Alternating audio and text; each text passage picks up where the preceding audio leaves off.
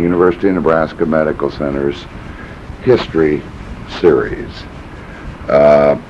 Mrs. Hetzner is probably the person most responsible for the splendid library we have at the Medical Center today.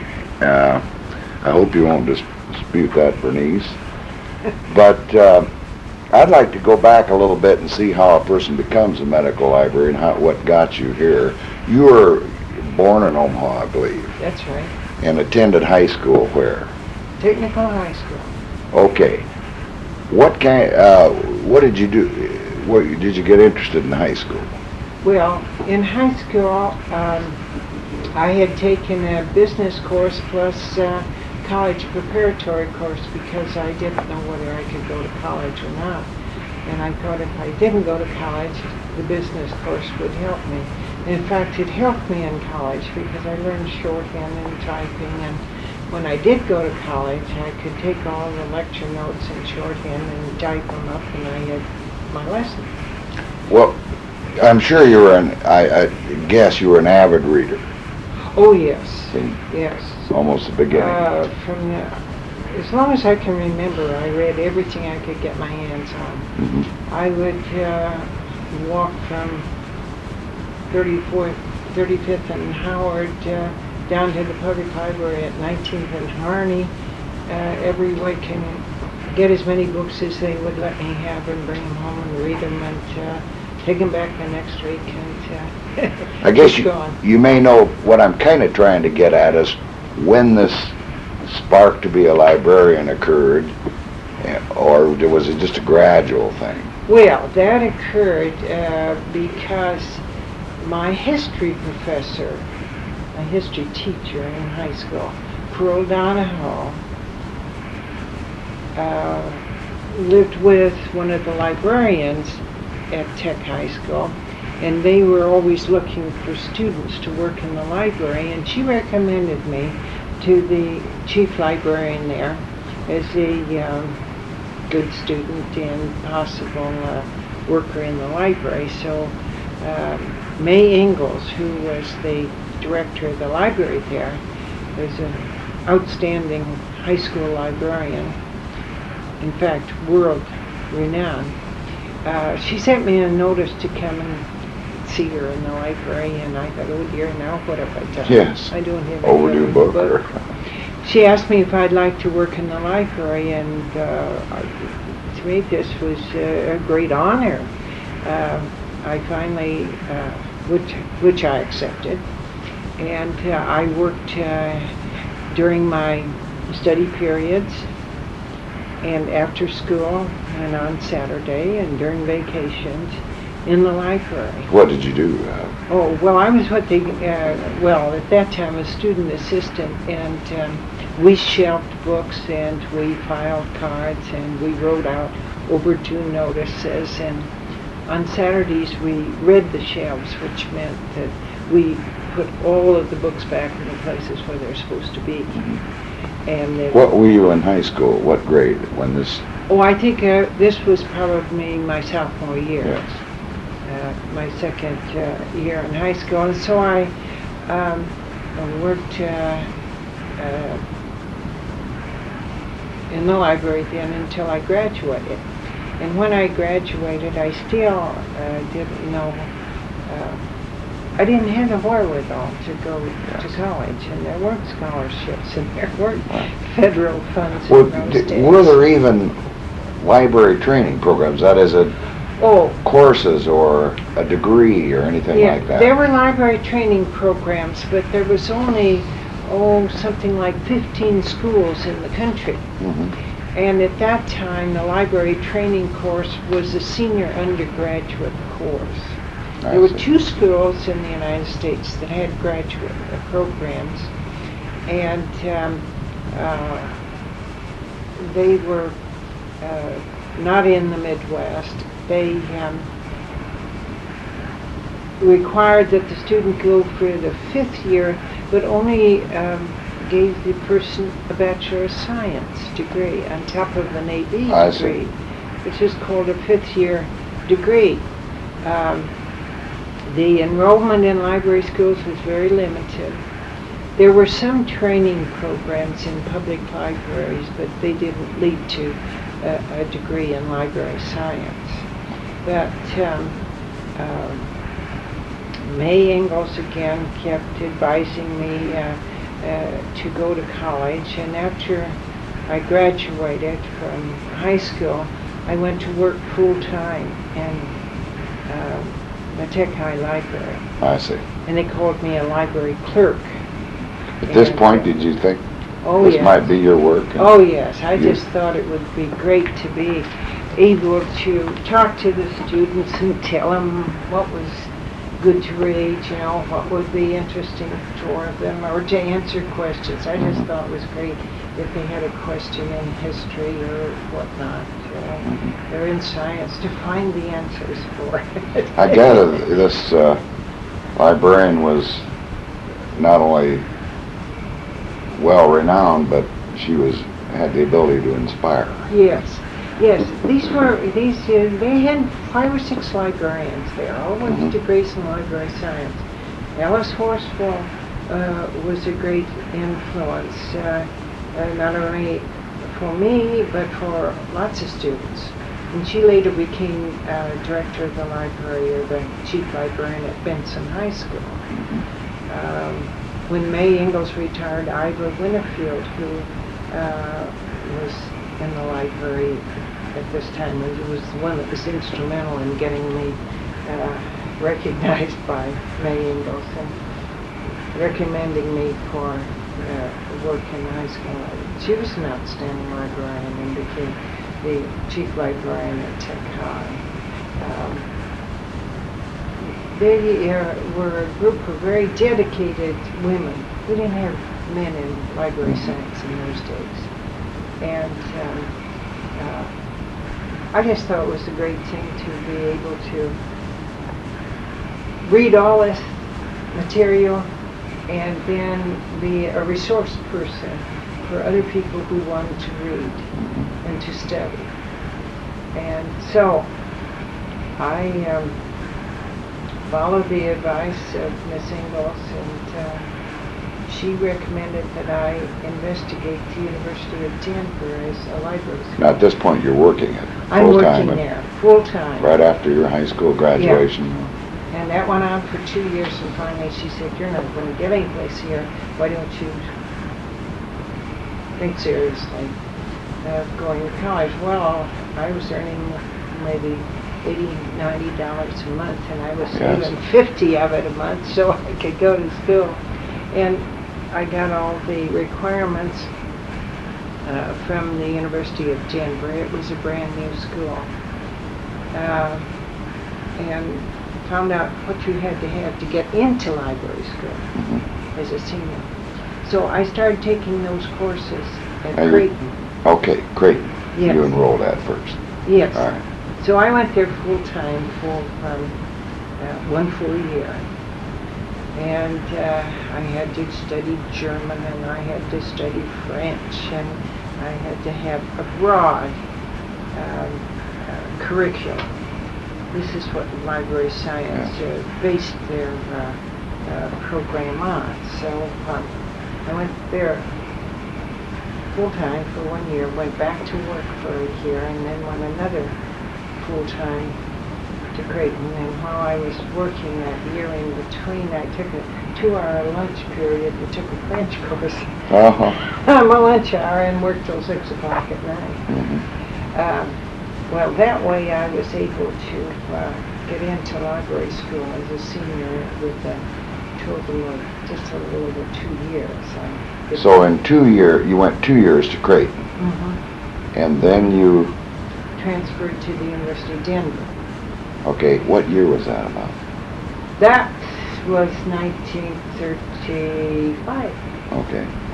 See, the Depression had hit along here, and people were in pretty bad shape. And but I was able to save enough money, and my folks and my grandmother helped a little bit. So I went to Denver to library school, and at that time I thought I'd like to be a high school librarian. And I specialized that. You take a general course. Yes. And I had come out of Creighton with a major in social studies and a minor in foreign languages. And I had had some science, but not very much. I'd had biology, zoology, Yes. that sort of thing. Then when I got to Denver, I thought I would specialize in school library work. And we had a very good experience there with very good teachers, and we did all our practice work either in the university library or in the Denver Public Library. Mm-hmm. And I was there and chairman of the committee that made a presentation to the accreditation group, because this was a new school, and I went in when it was provisionally accredited, but Miss Ingalls said, don't worry, with that director out there, the woman she knew personally, it's going to be accredited. So that was a nice experience too. And so we were accredited, and about that time, they sent the librarian from the Colorado State Teachers College in Greeley, sent her back to Columbia to school, and they needed somebody to work in the library while she was gone. So they came to the University of Denver and selected 2 students to work half-time in the library at Greeley and take graduate studies. At Greeley? At Greeley. Okay. So I was one of the people that was selected. This way I received a fellowship to work on my master's degree, and that was in education. Because I was still going to be a school librarian. And so this was great. I had been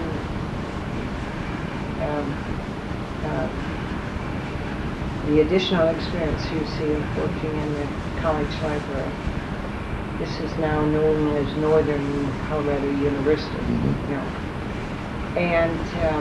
And picking up my master's. I went 12 months.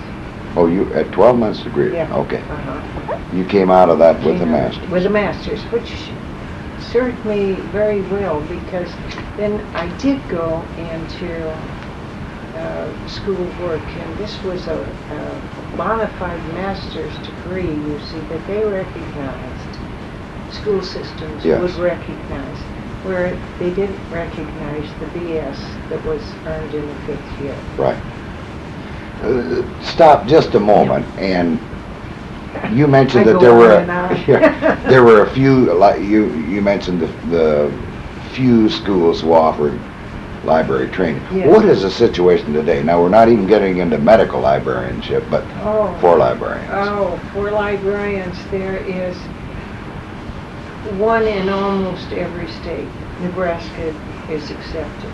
There is not a library school accredited. And do you get a bachelor's or? No. Or is it? Now it has all gone to graduate study. Okay. Almost all the library schools require a degree, and the degree that is recognized is a master's degree in library science. You can even go and get a doctor's degree in library science now, if you're going into administrative work. Yes. And sometimes state librarians will then get a second degree in a subject. But back in those days, number one, you got through school as quickly as possible, so you could earn a living. Earning. And there weren't that many fifth-year schools, and some of them were very theoretical places, like the University of Chicago. And you've got an awful lot of background in theoretical study, but not very much practical experience. Now with your master's degree, where do you go? Well, I came right back to Omaha. Okay. I keep coming back to Omaha. Well, at that time, about that time, they were beginning to realized that it was important for elementary schools to have libraries. Yes. And they didn't have very many people trained in library science. They also had what they call a professional library, and this was a library for the teachers. That is, the collection was made up of books on the theory and practice of education, Yeah. principles of education. So I was hired to run that professional library, which was down in the city hall, the old city hall, with the elevators and the... Yes, that was, Yeah. in other words, that was a central Yeah. place for all teachers. Yes, in the school system. The whole top floor I see. was the Board of Education. Oh, I didn't realize that. Yeah. I'm aware of that building. I Yeah. remember that. But I The didn't- other courts were there, and the city council met there and Yes. so forth. And the top floor was the Omaha Public Schools. And this So, was, and you were appointed to run that, what was to your run- title? Or I was the supervisor of elementary school libraries and librarian of the professional library. Woo, great, Yes. great title, and I threw my weight around pretty good, and like most young professionals do, before they learn that they don't know Yes. everything. that counts. But I spent half days going around to all the elementary schools and helping them organize their libraries and giving directions to the teachers who were in charge of the libraries. I would do that in the morning, and then in the afternoon I would be down at the City Hall, organizing the collection there and answering reference questions for teachers and so forth. How long did you hold this position? 3 years, From what? 1936 to 1938. Okay. When this was during the days of the WPA days, this was another experience that at the time was not too pleasant, but I think it probably helped me learn a few lessons. I had 110 WPA workers who were hired by the public schools to go into the libraries and repair the books and to catalog them, to bind them, to clean them up. Mhm. And these were people who were all older than I was. Mhm. But you were their supervisor. I was their supervisor.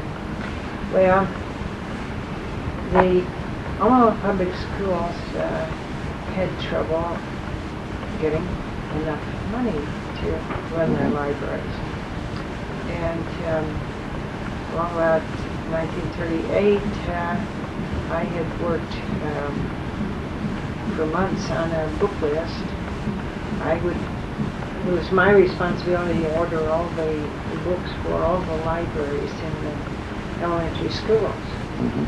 And I had worked on that diligently and drawn up the list for each school, and they kept asking me to cut it down, and finally wiped it out.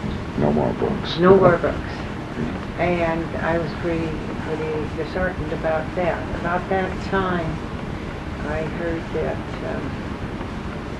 the Los Angeles County Civil Service was opening up their civil service examinations to librarians outside of the county and the state. Ordinarily, they hired people, natives, but I received notice that these library jobs were going to be open and they were going to hold exams, and by this time I was pretty discouraged with the Omaha public school system. So I went to California and took the exams. You went out there with no job in sight, in a sense. Well, I went out, this was the days when you traveled on the train. I went out on the train and sat up all the way because couldn't afford to have a sleeper, and got there one day and took the exam the next. And, well, in fact, I took 2 exams, one for the school department and one for the children's department. And I came out number 1 on the school department and number 2 on the children's department. Any idea how many people took the test? Oh, I don't know, but it seemed to me maybe there were 50 or 60 of it. It was not only a written test, but a personal interview. Yeah, an interview. And I remember one of the interviewers asked me about the unicameral in Nebraska. Because this was just about the time that the unicameral came into being. That's right. Also the white spot. Yeah. Yeah, you know. Referring to lack of taxation. Yeah. Taxes. Yeah, and of course, I wouldn't be surprised if I didn't mouth off a bit about it. No taxes, no books either. Well, anyway, they offered me the job in either job that I'd like to have. I took the one in the school department, but that meant I had to come back home and get all packed up. And, Yes. I can't remember whether I stayed on until September or whatever. I fulfilled my obligation here and then went out to California, and in that job, I shouldn't call it a job, in that Position now, yes. I dealt almost entirely with the school superintendents and the teachers. Mm-hmm. We were the depository for the collection for schools in unincorporated districts of Los Angeles County. This meant from the ocean to the desert. Right. And there were many communities that were Yeah. unincorporated but got county services. That's right. That's what I see. County services and library services would be included in on that, and they would tell us what they are now going to study the Navajo Indians, and we would make up the library on the Navajo Indians, and it would be delivered to the school. When they finished that, they might be studying the children of Mexico, or we provided package libraries, sort of, Yes. for them. So, and we provided all the cataloging, record keeping, and so forth. And this was a contract that we had with these local school systems. They paid so much for the service. And so I had done some lecturing at the University of Omaha for teacher librarians, and teaching them how to manage a school library. That was when you were with the Omaha When I was schools. with the Omaha Public School, well, I did the same thing with the Los Angeles County schools. They would have what they called institutes. And the teachers would put in, say, a solid week before school opened. And they could take courses of this kind or that kind. And I would teach them the latest. I would try to. I would lecture on the new books and the new methods of handling, you know. Mm-hmm. So I got a little experience there in both places in teaching, which I like. Yes. I like teaching on that level. I found out I didn't do very well with the little children, Yes. particularly junior high school. Oh, that's always rough. Yeah. Well, and so here again, you see, I had the experience of working with administrators. Which is quite an experience. Yes. And that's what I had in. Well, it served me in good stead when I got to the University of Nebraska. Yes. Okay, how long were you then with Los Angeles County? About 5.5 years. Oh, you were? Yeah. What brought you back? Well, the war brought me back, indirectly. Well, tell us about that. How you Well, I was out there, you see, at Pearl Harbor time, and I was there, witnessed all the trauma, the relocation of the Japanese American And I met Ralph Hetzner, who was one of those fellas that was drafted before Pearl Harbor, and then released and then called back immediately.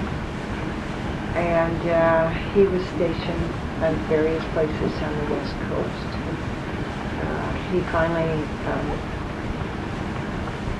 was chosen to go to officers training school, and that was in Aberdeen, Maryland. And so when he got out of officers training school, I quit my job in California and met him in Omaha, and we were married here. What year was that then? 1943. Okay. Now he's still in the service when you got married. Oh yeah, Yeah. Yes, he was to go overseas after that.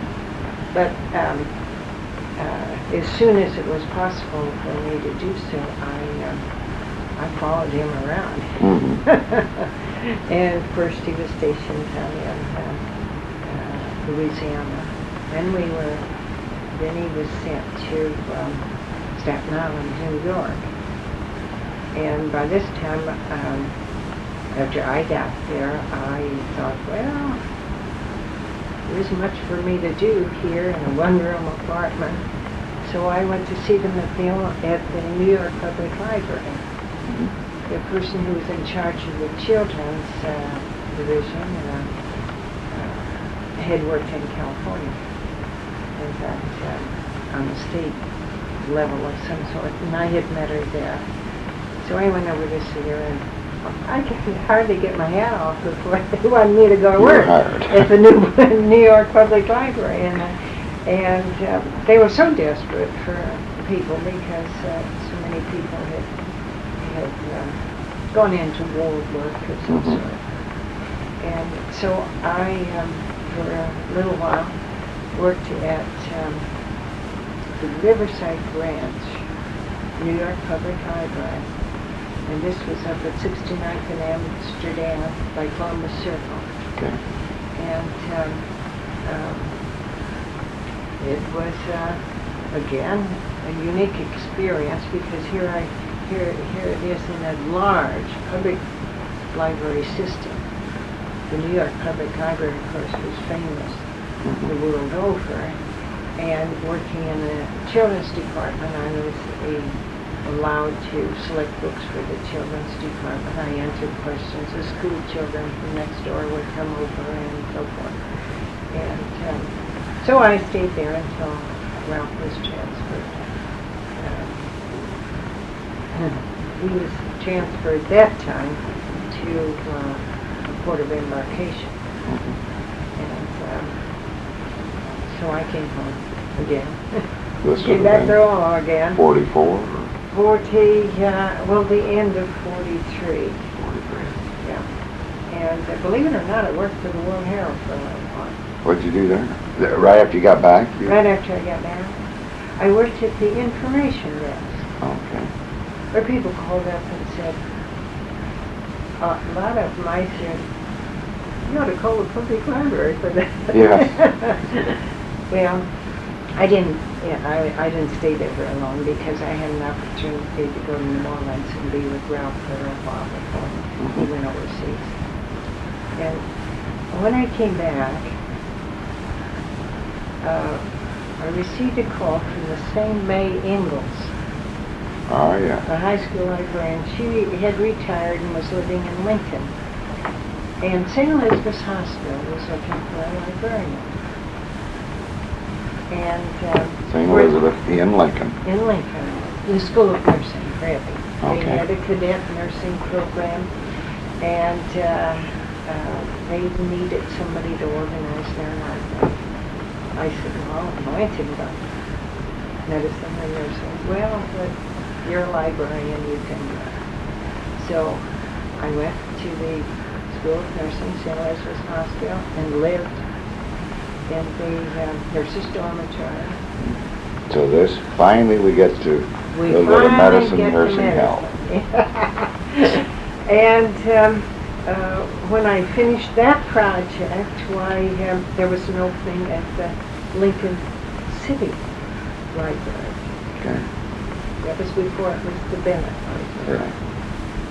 So I went down there as administrative assistant to the director of the Lincoln City Library. Who was it?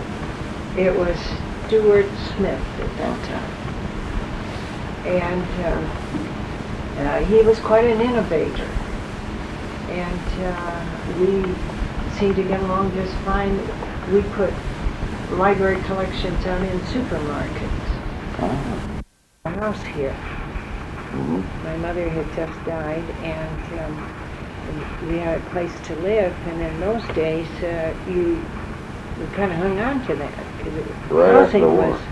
was. This was very, the same house you were raised in, or? Well, no, my mother had sold off the old. Actually, while I was in California. No. Yes, while I was in California, we had when my dad was alive, we had a 15-acre place where the Holiday Inn is now. And that was way out in the country. And, yeah. And then they moved back into town, and the house was much too big for my mother alone. So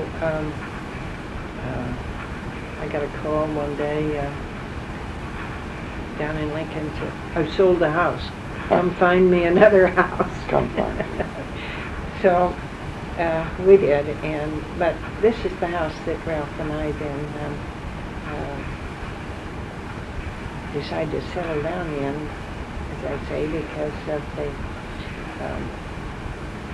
housing shortage, and because he had decided that he didn't want to work for DuPont anymore. He was an industrial chemist before they drafted him. So he decided to go to law school so he could be his own master. So, and Creighton was on an accelerated program, still on the accelerated program that they were in during the war, and so he decided to go to school. Where was he from? So this. Oh, Ottawa, Illinois. And he had done his undergraduate work at Knox College. So what was the length of the course then? Great. Only, was it 3 years? 2 years? But it was around the clock. Okay. 2 years around the clock. Ordinarily, it's a 3-year program, or was then. Now you come back to Omaha, so what are you going to do for a living? Oh, well, I gotta do something. I went out to the University of Omaha and was their film librarian for a year or two, and was a demonstrator on the use of audiovisual equipment. This I had picked up, you see, at the Lincoln Library. Yeah, it's interesting how all these little pieces bear fruit. Yeah. And why we've got we're very strong on audiovisuals today in the library. Well, we kind of got started on it. We had somebody else in the department who had been an instructor in the Navy, and they had used a lot. You see, during the war, they used a lot of audiovisuals for instructing of their recruits. Well, I was there for a while, and then again somebody called me and said, well, they need somebody over at the medical center. I knew Philip Knoll because I had belonged to a local librarians club, and he belonged to it. And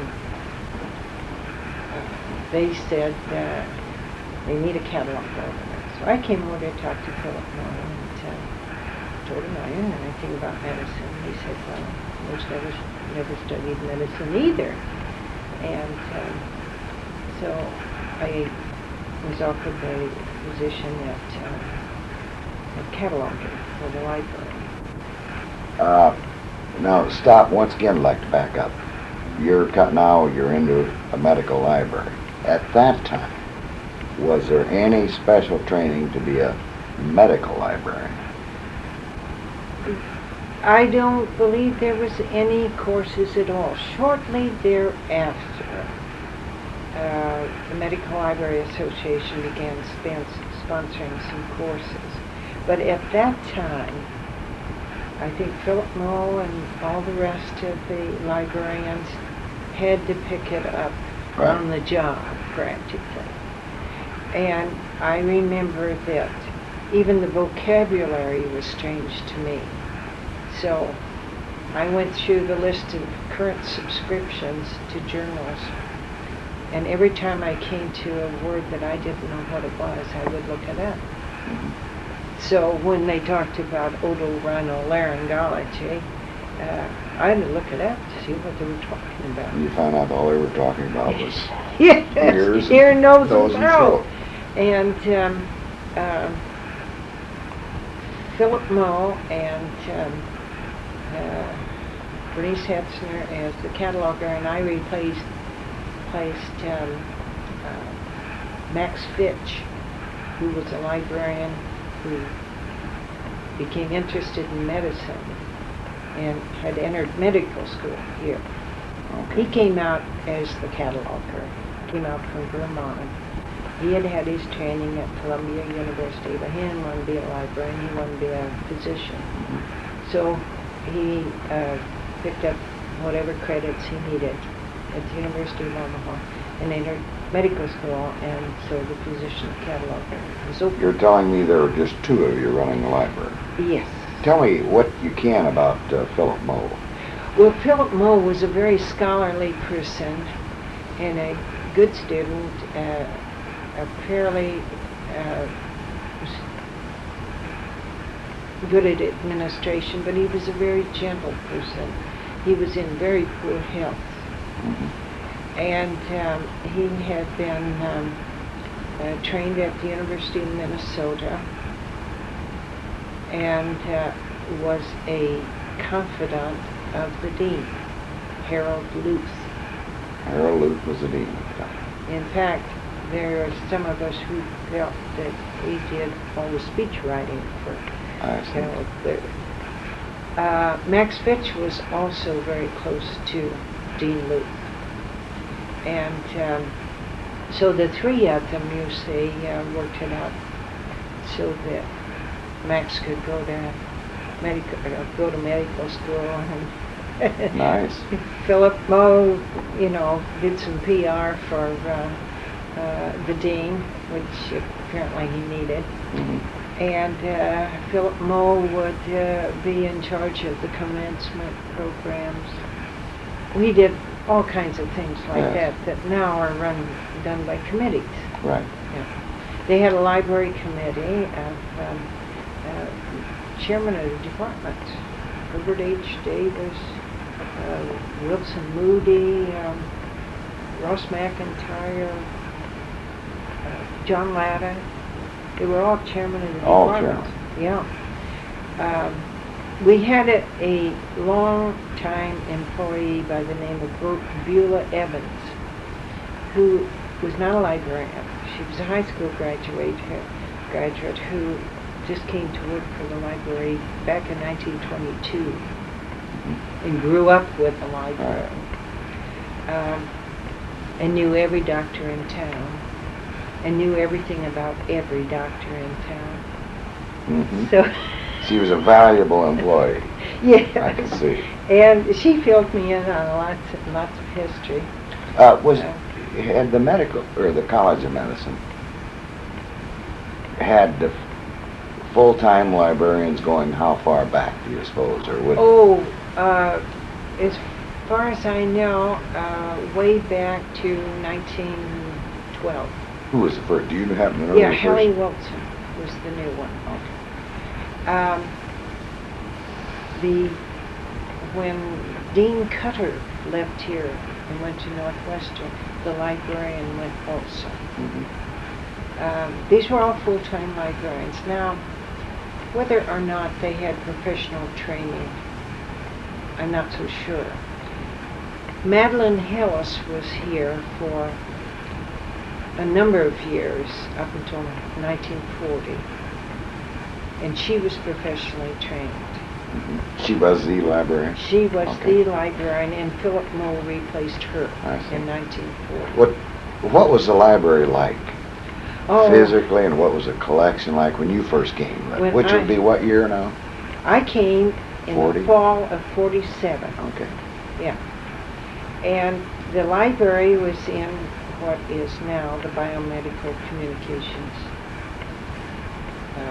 area, where the studio is now. That was the stack area. That's in Unit 2 of Unit 2 University Hospital. Of University Hospital. Which before was a patient ward, I guess. It was designed for a patient ward, and this was temporary quarters because they always were going to build a building for the library. Haven't I heard the story that it was temporary? It was in the 1927? 1927. It was built in 1927, and the reading room was just like the wards were all the way, in that unit, above and on the south side too.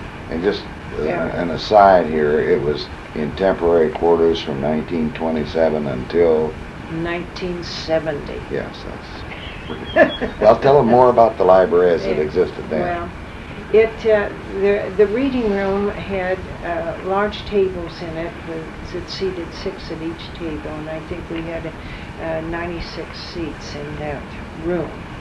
There were windows all the way around, no air conditioning, and so the only ventilation you got was by opening the windows.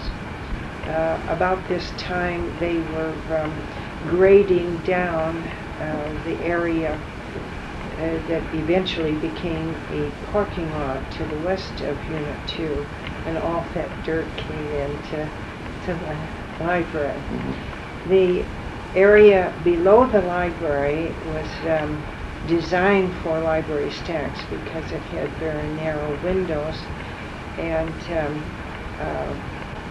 I believe the ceiling was 18 or 20 feet. And they had stacks. They started out in 1927 with stacks in the lower level. And when they filled that up, then they put in a glass floor, which I think came from some old library in the system, in the university system, or else in the public library system someplace. They put in a glass floor and extended the stacks up. These were all steel stacks. As a result, the collection, which should have been arranged alphabetically, started on the bottom and then came to the top. Oh. So the shelving was what appeared to be in reverse, but this is the way it was. And the only way to get to these stacks, either level, was up or down steps, so that one never was able to wheel a book truck into the stacks. You had to carry them. You had to carry it. We did have an elevator of sorts that is still over there in that area. It's sort of a dumb waiter, which was a discard from the University of Omaha. And kind of a patchwork library. Yes, and because it was always temporary, you see. So the little room at the end of the ward that was on other floors used for the extremely ill patient, that was the librarian's office. Yes. And we had one telephone. For the whole library. For the whole library, yes. And a card catalog. Where was your office as a catalog? Oh, that was down the stacks. Oh, down in the stacks. Down yes. in the stacks, and we had just bare electric light globes that you turned on and off with a chain. Mm-hmm. And when they surveyed the library to give us information about for our library program, our building program, they told us that the lighting in the stacks didn't meet the minimum requirement for a cocktail lounge. So that's pretty so good. That gives you an idea of how grim it was down there. We sometimes, when we started talking about a new library right away, but we started to gather statistics and data, and the temperature would sometimes go up to 110 degrees, and the humidity down to 10%, which is terrible. For the books. For the books. As well as for the people. Yes.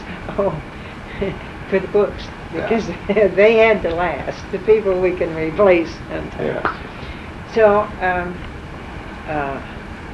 when I came over again, I was just going to work for a couple of years or so. But that was in October, and along about May or June, Dr. Philip Moore, he wasn't a doctor. Philip Moore became ill, practically at his desk, and the dean sent him to see his physician. They put him in the hospital and never came back. And after a little while, the dean asked me if I, on the recommendation of Max Fitch, asked me if I'd be acting librarian, which I agreed to do. Just, did you get a little increase in salary for being acting? Oh, no. Yeah. Oh, no. No. Those days you didn't. No, and I was making less than $200 a month. Yes. Yeah. And so they appointed a search committee. Well, about this time, I woke up to the fact that I didn't work for the College of Medicine. I worked for the library department of the University of Nebraska. Located in Lincoln. Located in Lincoln. How did you find this out? Well, it must have been that I wanted something, or I wanted more books, or I wanted something that the administration, I felt, should provide. And I went to Dean Luth, and I said, we just have to have more money for surgery books or whatever it was. And he said, don't talk to me. I don't have anything to do with it. You have to talk to Frank Lundy, director of libraries in Lincoln. And I discovered then that he and Frank Lundy didn't get along very well. And since I worked for the library department and not the college, why... You were Lundy's girl. Yes, That's a yes. terrible situation. And that was a terrible situation. I was going to ask you about, Dean Luce's support of the library. I think you told us something about it. Well, With that. Yes. Things were really very sticky because I felt that I was there to give good library service to the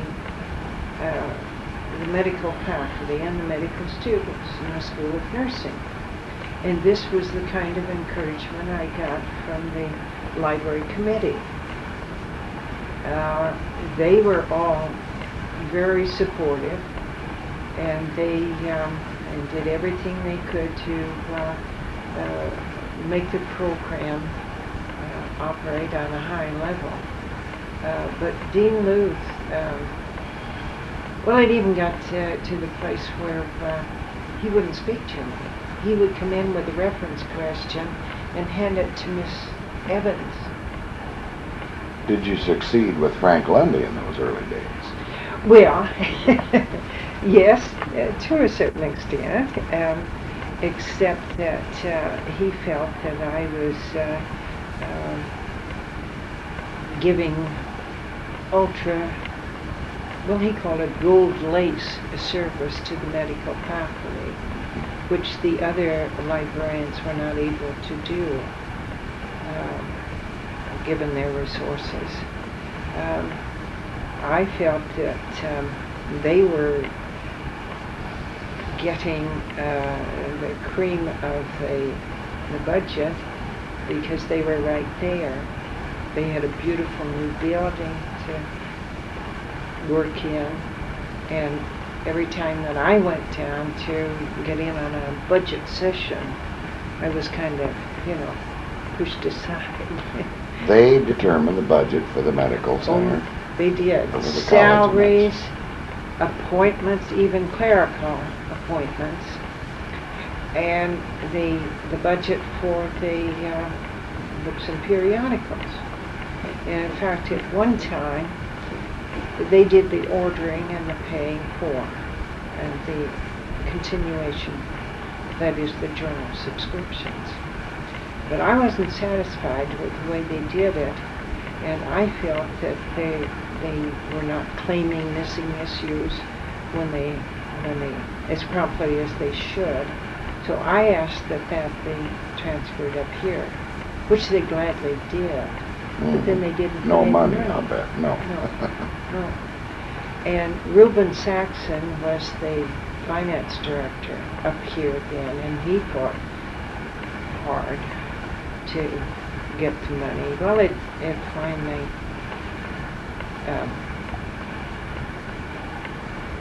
after serving about 6 or 8 months as acting librarian, they hadn't found anybody that they wanted to appoint, so I said, well, I'll take it. So I became the... Was there any resistance?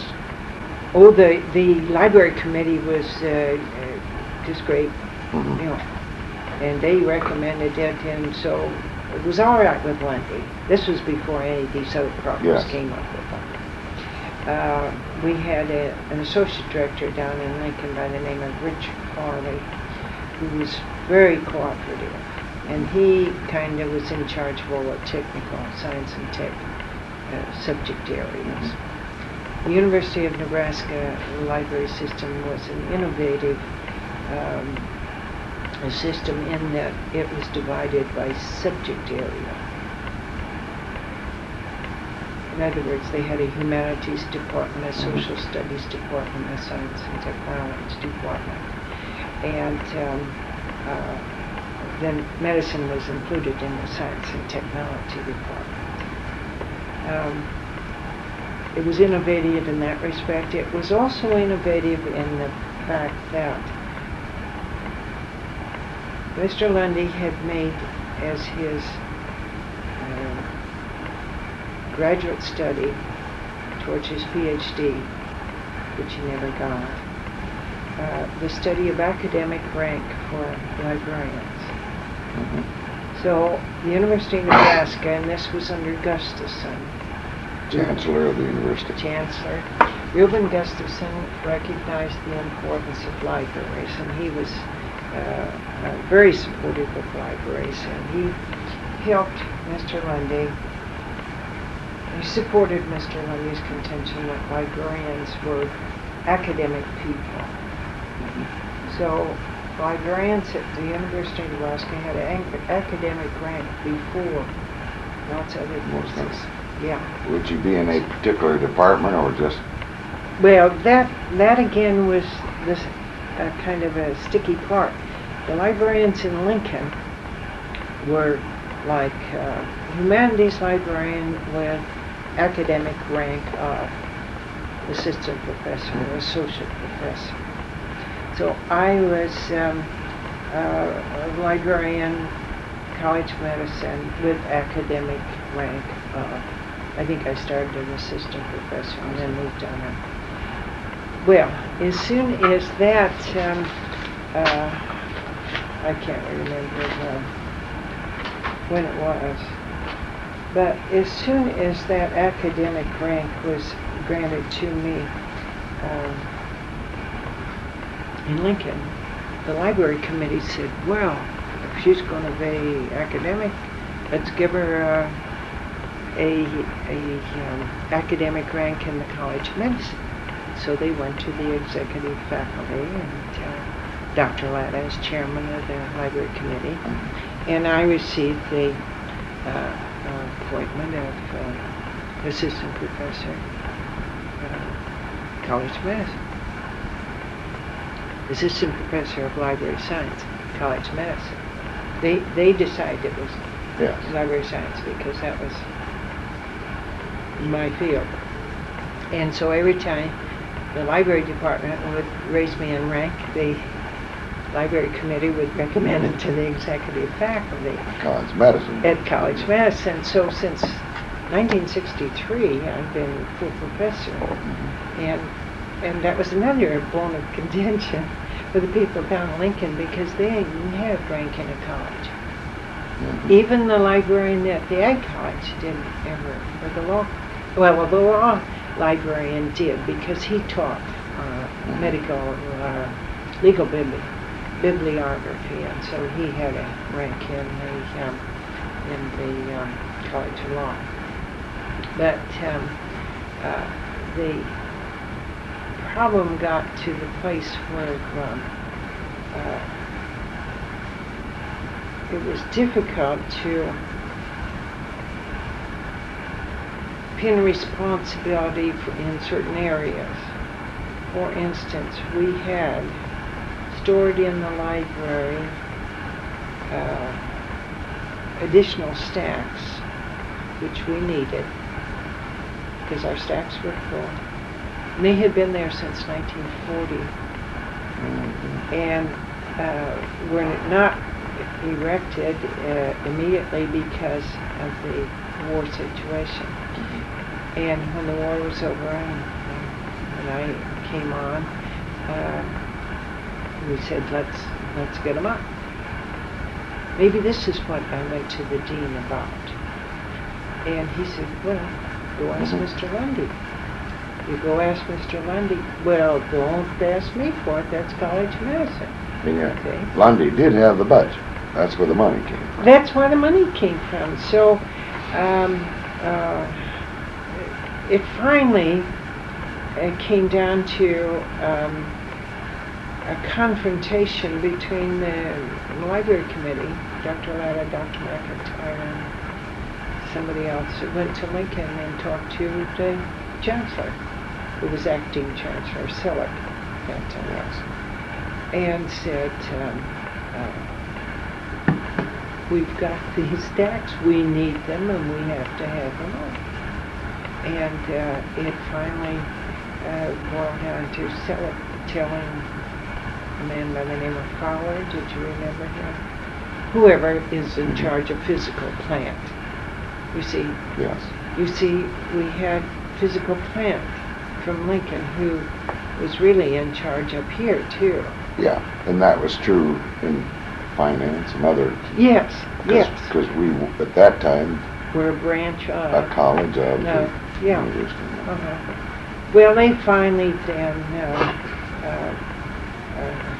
got these stacks up, but even housekeeping department, you see, was hostile. And at some time I would say, well, I think this needs cleaning, but don't ask me. I don't take orders from the library. I can see all the problems. It was a problem. Also, then, the problems were all over the people up here. The problems down there. Lundy insisted on making all the appointments, and believe me, it was hard to find anyone who would come and work in the library. Clerks and librarians alike. Why? First, who would want to live in a library that has a temperature of 105? Yes, You know, the physical plant was terrible. At that time, medical bibliography was in kind of a mess. And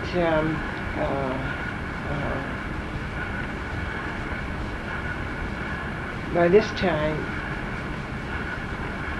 some of the people didn't want to work for Mr. Lundy, you see. He had a reputation of being rather short-tempered and erratic and so forth. So when they found out that their appointment was through Lundy and they had to depend on Lundy for their advancement and salary and everything, they didn't want to. Well, just take this one issue here. When did that end? When did control of the library? Oh, well, that ended with Cecil Whitson. We were under the library administration until about 1965-66. The Medical Library Assistance Act came in 1965, and this was our first hope of finding enough money for a new library. There was provision in the medical library assistant act for the construction of medical libraries, and even before the bill was passed, Dr. Whitson urged me to plan seriously, not just think about it. You've been planning, in effect, for years. Yes, and I had been going to every single library building institute. I had them yearly and sometimes twice a year that was ever held. And I will say this, that the people here, Dean Tolman and Dean Whitson, Chancellor President, would finance a trip for me to a buildings institute. I didn't get anything like that from Lundy. I see that. See? They would locate some money here. Yeah.